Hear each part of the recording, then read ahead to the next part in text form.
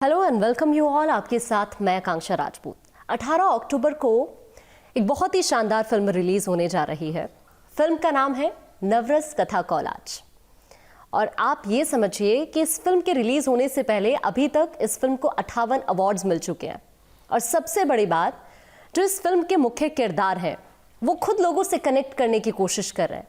उनके बीच जाकर एक बस के सफर के जरिए, यानी कश्मीर से कन्याकुमारी तक खुद लोगों के बीच जाकर, चूंकि ये फिल्म इमोशंस से भरी हुई है और इसीलिए वो खुद लोगों से कनेक्ट करने की कोशिश कर रहे हैं।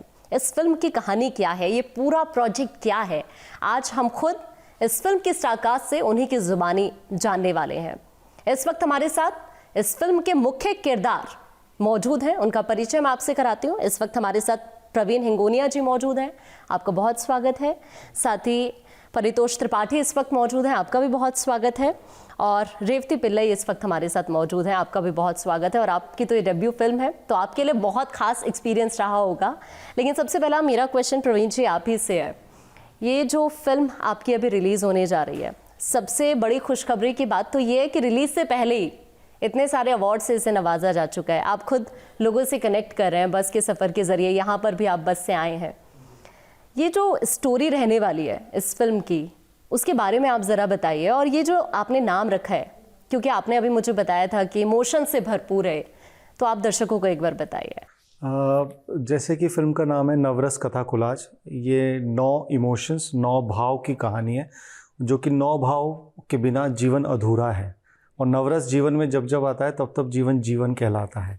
हास्य रस उसमें इम्पॉर्टेंट है, श्रृंगार रस, रौद रस, इसी तरह से 9 भाव की ये 9 कहानियाँ हैं। 9 सामाजिक कुरीतियों को अंत करने की कोशिश है और 9 कहानियों का एंथोलॉजी है। और 9 भाव, ये 8 भाव की कहानी घटते घटते जब श्रृंगार रस से हमारी कहानी शुरू होती है फिल्म की, और शांत रस में जाके ख़त्म होती है। और शांत रस में हमें पता चलता है कि हम ये हर भाव की कहानी क्यों देख रहे हैं। तो ये पूरा इंटरकनेक्टेड है, जो लास्ट में जाके कनेक्ट होता है। और अभी जब हम ये पारितोष और रेवती, ये पहली कहानी जो है श्रृंगार रस, उसका बहुत ही इम्पॉर्टेंट हिस्सा है।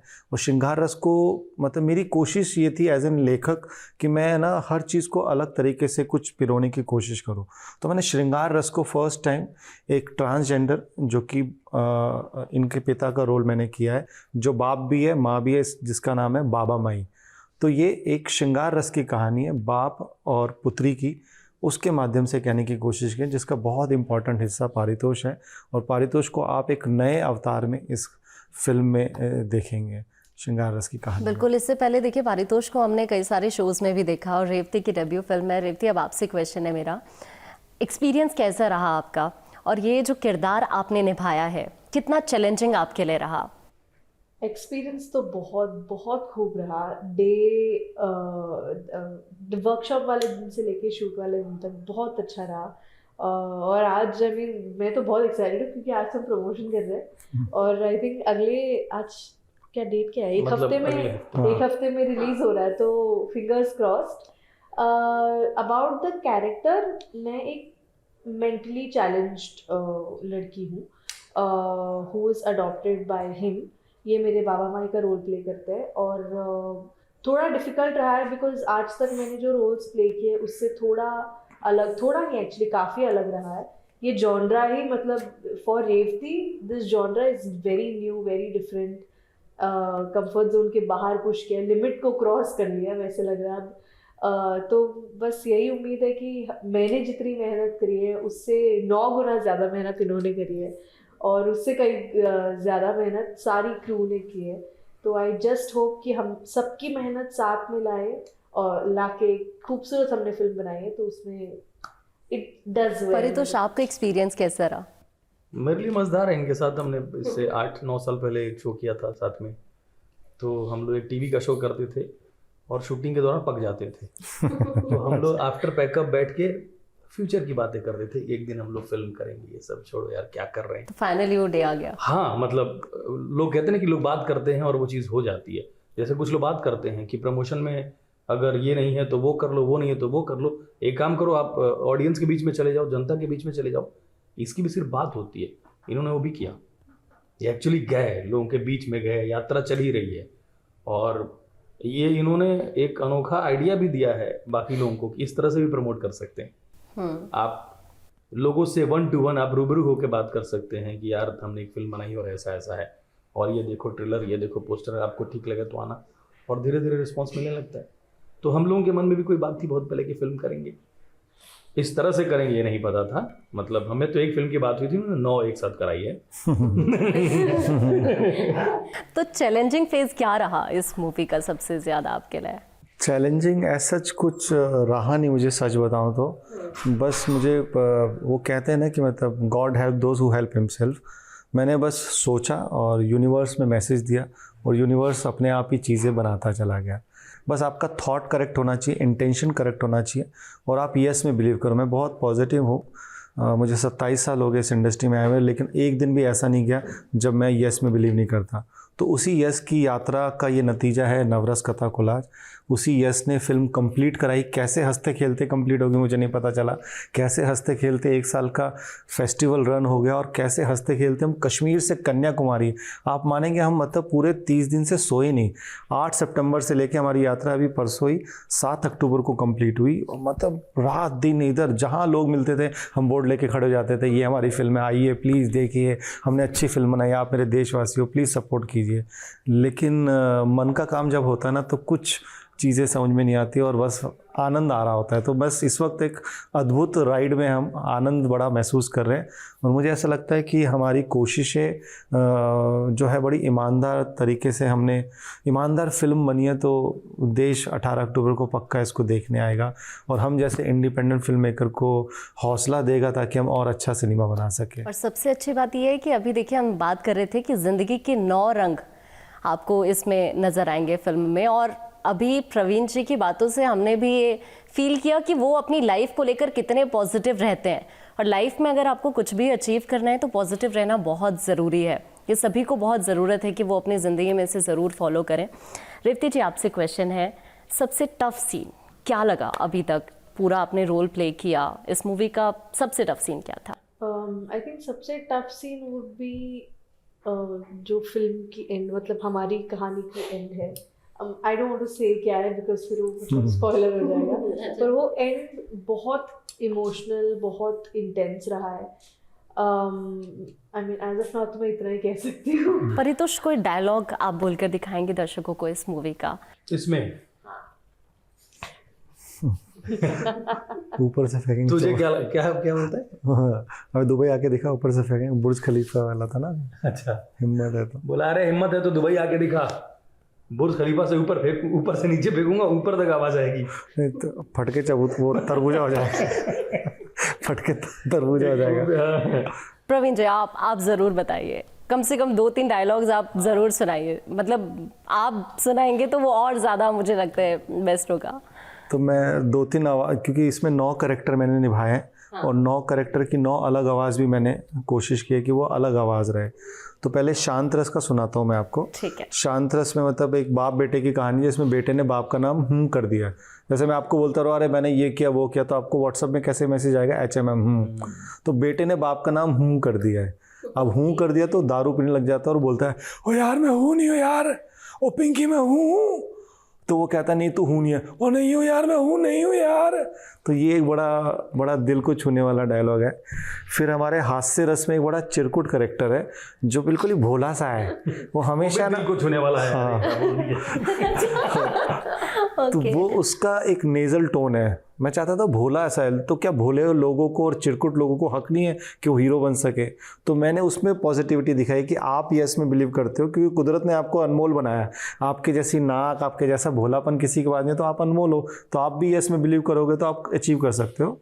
तो उसी पे हास्य रस पे वो एक कैरेक्टर है जिसमें वो नाक से बोलता है, और उसका एक टिपिकल एक मैनरिज्म है, ओ भाई मैं लैस मैस के भोस दूंगा, भोसभोसी के, वो इस तरह से बोलता है। जो शुक्र है वो तोतला नहीं है।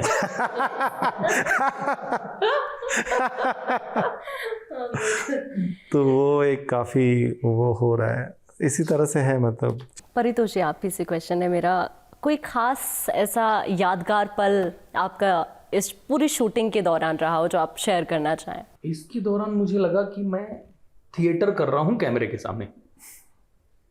ये मैंने पहली बार बोली है ये बात। ये तो बहुत बड़ा कॉम्प्लीमेंट दिया तुमने। इट वॉज लाइक कि I am doing theatre for the camera. और इसमें एक सॉन्ग आता है जो 9 रसों का जाल है, उस पे गाना जिसमें सब लोग एक्सप्रेशन दे रहे हैं। आज ही रिलीज हुआ है। आज रिलीज हुआ है वो गाना जो है वो सब पे पिक्चराइज हुआ है। उसमें आपको रिएक्ट करना है, जो रस की बात हो रही, जो एक्सप्रेशन, जो भाव की बात हो रही, आपको रिएक्ट करना है।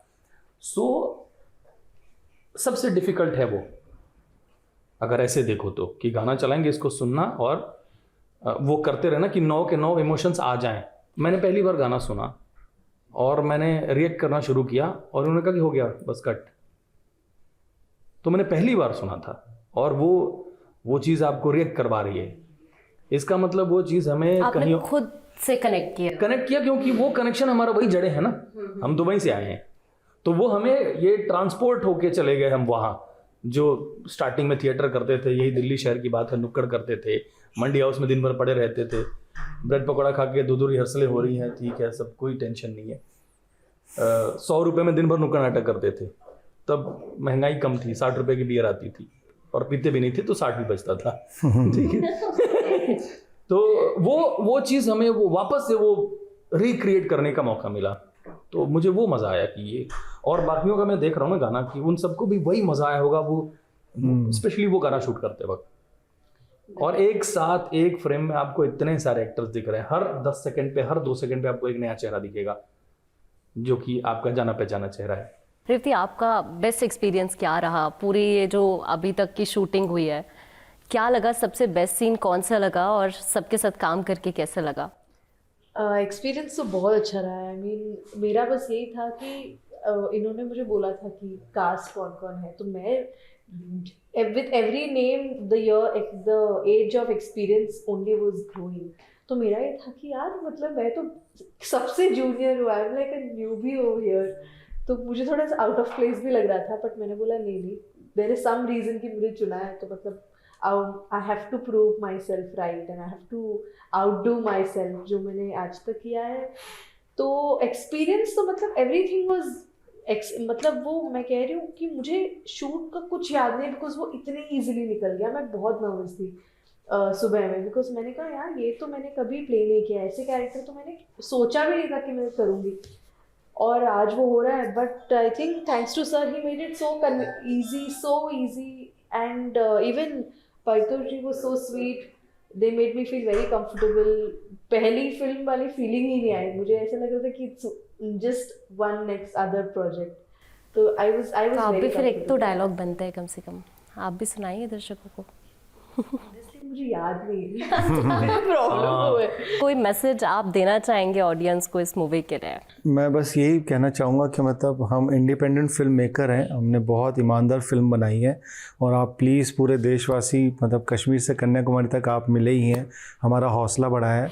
और 18 तारीख को आप प्लीज़ आइए और सब जगह हमारी फ़िल्म के बारे में बातें कीजिए, हमें हौसला बढ़ाएंगे तो मतलब मैं सच में टैलेंट का एक छोटा सा हिस्सा हूँ, मेरे जैसा लाखों टैलेंट है, उनको हौसला मिलेगा, है ना। उनको लगेगा कि यार ये आदमी कर सकता है तो मैं भी कर सकता हूँ, मैं भी अपना सिनेमा ला सकता हूँ, मैं भी देश के पास जाके अपनी फ़िल्म प्रमोट कर सकता हूँ, एक मतलब 100 रुपये के बोर्ड से मैं भी अपनी फ़िल्म का प्रचार कर सकता हूँ।